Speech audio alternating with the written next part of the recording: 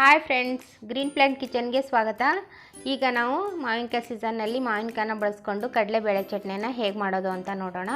ಇದು ಚಪಾತಿ ಮತ್ತು ಪಡ್ಡು ದೋಸೆಗೂ ಚೆನ್ನಾಗಿರುತ್ತೆ. ಈಗ ಮುಖ್ಯವಾಗಿ ಬೇಕಾಗಿರೋದು ಮಾವಿನಕಾಯಿ. ಅರ್ಧ ಮಾವಿನಕಾಯಿನ ಹೆಚ್ಚಿಟ್ಕೊಂಡಿದ್ದೀನಿ. ಹಸಿಮೆಣಸಿನ್ಕಾಯಿ, ಕಡಲೆಬೇಳೆ, ಈರುಳ್ಳಿ, ಜೀರಿಗೆ, ಬೆಳ್ಳುಳ್ಳಿ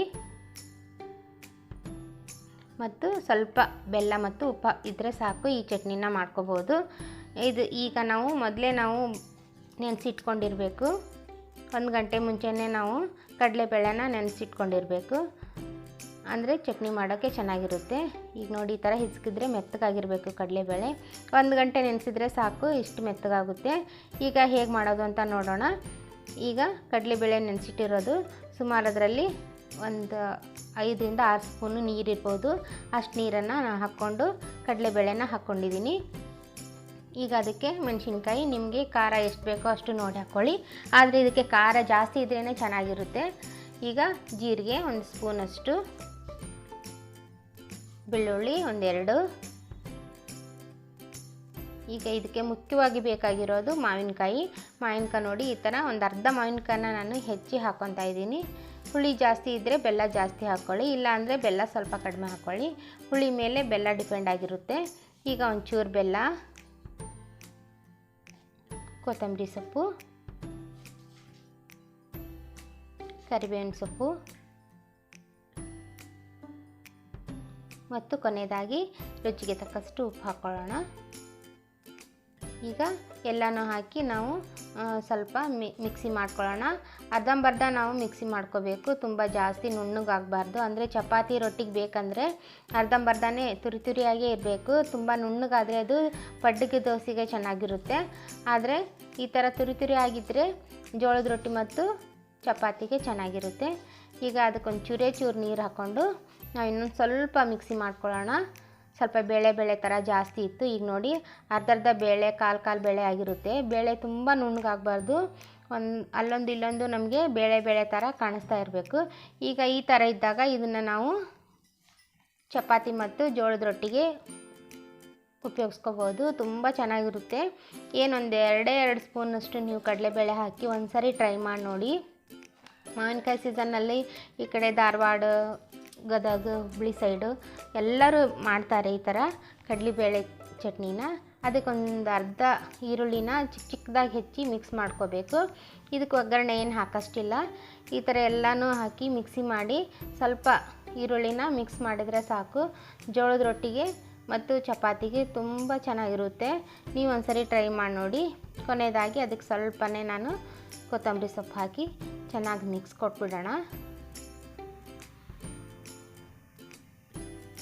ಈಗ ಮಾವಿನಕಾಯಿ ಜೊತೆ ಕಡಲೆಬೇಳೆ ಚಟ್ನಿ ರೆಡಿಯಾಗಿದೆ. ಜೋಳದ ರೊಟ್ಟಿ ಮತ್ತು ಚಪಾತಿಗೆ ಇದು ತುಂಬ ಚೆನ್ನಾಗಿರುತ್ತೆ. ನೀವು ಒಂದ್ಸರಿ ಟ್ರೈ ಮಾಡಿ ನೋಡಿ. ಈಗ ಜೋಳದ ರೊಟ್ಟಿಗೆ ಕಡಲೆಬೇಳೆ ಚಟ್ನಿ ರೆಡಿ ಆಯಿತು. ಈಗ ನಾವು ಪಡ್ಡಿಗೆ ಹೇಗೆ ಮಾಡ್ಕೊಳ್ಳೋಣ ಅಂತ ನೋಡೋಣ. ಈಗ ಉಳಿದಿರುವಂತಹ ನಾನು ಅರ್ಧ ಮಾತ್ರ ರೊಟ್ಟಿಗೆ ಚಪಾತಿಗೆ ಯೂಸ್ ಮಾಡ್ಕೊತಾ ಇದ್ದೀನಿ. ಈಗ ಅದರಲ್ಲೇ ಅರ್ಧನ ನಾನು ಪಡ್ಡಿಗೆ ಹೇಗೆ ಮಾಡೋದು ಅಂತ ತೋರಿಸ್ತಾ ಇದ್ದೀನಿ. ಅದಕ್ಕೆ ಸ್ವಲ್ಪ ನೀರು ಹಾಕಿ ಚೆನ್ನಾಗಿ ಮಿಕ್ಸಿ ಮಾಡಿಕೊಂಡು ನುಣ್ಣಗೆ ಮಾಡಿಕೊಂಡು ಈಗ ಅದಕ್ಕೆ ಒಗ್ಗರಣೆ ಕೊಡಬೇಕು. ಒಗ್ಗರಣೆಗೆ ಜೀರಿಗೆ, ಸಾಸಿವೆ, 1-2 ಕೆಂಪು ಮೆಣಸಿನ್ಕಾಯಿ ಅಂದರೆ ಒಣ ಮೆಣಸಿನ್ಕಾಯಿ, ಒಂದು ಸ್ವಲ್ಪ ಕರಿಬೇವು ಹಾಕಿ ಒಗ್ಗರಣೆ ರೆಡಿ ಮಾಡ್ಕೊಳ್ಳೋಣ. ಒಗ್ಗರಣೆ ಸ್ವಲ್ಪ ತಣ್ಣಗಾಗೋಕ್ಕೆ ಬಿಡೋಣ. ಬಿಸಿಯಾಗಿರುವಾಗ ಹಾಕಿದ್ರೆ ಚಟ್ನಿ ಬೇಗ ಕೆಟ್ಟೋಗುತ್ತೆ. ಅದಕ್ಕೆ ಸ್ವಲ್ಪ ಒಗ್ಗರಣೆ ತಣ್ಣಗಾಗಬೇಕು.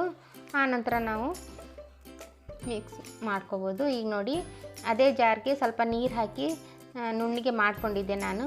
ಈಗ ಮುಂಚೆ ರೊಟ್ಟಿಗೆ ತೋರಿಸಿದ್ದೆ ನಾನು ಕಡಲೆಬೇಳೆ ಚಟ್ನಿನ. ಇನ್ನೊಂದು ಚೂರು ನೀರು ಹಾಕ್ಕೊಂಡು ಅದನ್ನ ಪಡ್ಡಿಗೆ ಹೇಗೆ ಮಾಡ್ಕೋಬೇಕು ಅಂತ ತೋರಿಸ್ತಾ ಇದ್ದೀನಿ. ಈ ಮಿಕ್ಸಿ ಜಾರ್ಗೆ 1-2 ಸ್ಪೂನಷ್ಟು ನೀರು ಹಾಕಿ ಅದನ್ನು ಹಾಕ್ಕೊಳ್ಳೋಣ. ಸ್ವಲ್ಪ ತೆಳುವಾಗಿರಬೇಕು ಈ ಚಟ್ನಿ. ನಾವು ಪಡ್ಡಿಗೆ ತಿಂತೀವಿ ಅನ್ನುವಾಗ ದೋಸೆಗಿಂತ ಪಡ್ಡಿಗೆ ಸೂಪರಾಗಿರುತ್ತೆ. ಪಡ್ಡು ಮಾಡಿದಾಗ ಕಡಲೆಬೇಳೆ ಚಟ್ನಿ ಮಾಡೋದೇ ಜಾಸ್ತಿ ನಮ್ಮ ಕಡೆ, ಧಾರವಾಡ ಕಡೆ ಎಲ್ಲ ನೋಡಿ. ಈಗ ಅದಕ್ಕೆ ಒಗ್ಗರಣೆ ಹಾಕಿ ಮಿಕ್ಸ್ ಕೊಟ್ಬಿಟ್ರೆ ಸಾಕು. ಕಡಲೆಬೇಳೆ ಚಟ್ನಿ ರೆಡಿ ಆಯಿತು. ಪಡ್ಡಿಗೆ ನಾನು 2 ಥರ ರೆಸಿಪಿನ ನಾನು ಇದರಲ್ಲಿ ತೋರಿಸಿದ್ದೀನಿ. ನಾವು ಸ್ವಲ್ಪ ಅರ್ಧಂಬರ್ಧ ರುಬ್ಬಿ ನಾವು ರೊಟ್ಟಿಗೆ ಯೂಸ್ ಮಾಡ್ಕೋಬೋದು. ಜಾಸ್ತಿ ನೀರಾಗಬಾರ್ದು, ಗಟ್ಟಿ ಗಟ್ಟಿಯಾಗೇ ಇರಬೇಕು. ನಾವು ಪಡ್ಡಿಗೆ ಯೂಸ್ ಮಾಡ್ತೀವಿ ಅನ್ನುವಾಗ ಈ ಥರ ನುಣ್ಣಗಾಗಬೇಕು, ತುಂಬ ರಫ್ ಆಗಿರಬಾರ್ದು, ನುಣ್ಣಗಾಗಿರಬೇಕು. ಅದಕ್ಕೊಂಚೂರು ಒಗ್ಗರಣೆ ಕೊಟ್ಟರೆ ಪಡ್ಡಿಗೆ ಚೆನ್ನಾಗಿರುತ್ತೆ. ನೀವು ಬರೀ ಕಾಯಿ ಚಟ್ನಿ, ಶೇಂಗಾ ಚಟ್ನಿ ಈ ಥರ ಮಾಡಿ ರೂಢಿ ಆಗಿರುತ್ತೆ. ಈ ಥರ ಒಂದು ಸರಿ ಟ್ರೈ ಮಾಡಿ ನೋಡಿ, ನೀವೇ ತುಂಬ ಇಷ್ಟಪಡ್ತೀರಾ, ಇನ್ನೊಂದು ಸರಿ ಮಾಡಬೇಕು ಅಂತೀರಾ. ನೋಡಿ, ಪಡ್ಡಿನ ಜೊತೆ ಕಡಲೆಬೇಳೆ ಮಾವಿನಕಾಯಿ ಚಟ್ನಿ ರೆಡಿಯಾಗಿದೆ. ಈ ವಿಡಿಯೋ ನಿಮಗೆ ಇಷ್ಟವಾದರೆ ಲೈಕ್ ಮಾಡಿ, ಶೇರ್ ಮಾಡಿ, ಕಮೆಂಟ್ ಮೂಲಕ ನಿಮ್ಮ ಅನಿಸಿಕೆಗಳನ್ನ ತಿಳಿಸಿ. ಮತ್ತೆ ಹೊಸ ರುಚಿಯೊಂದಿಗೆ ಸಿಗೋಣ. ಧನ್ಯವಾದಗಳು.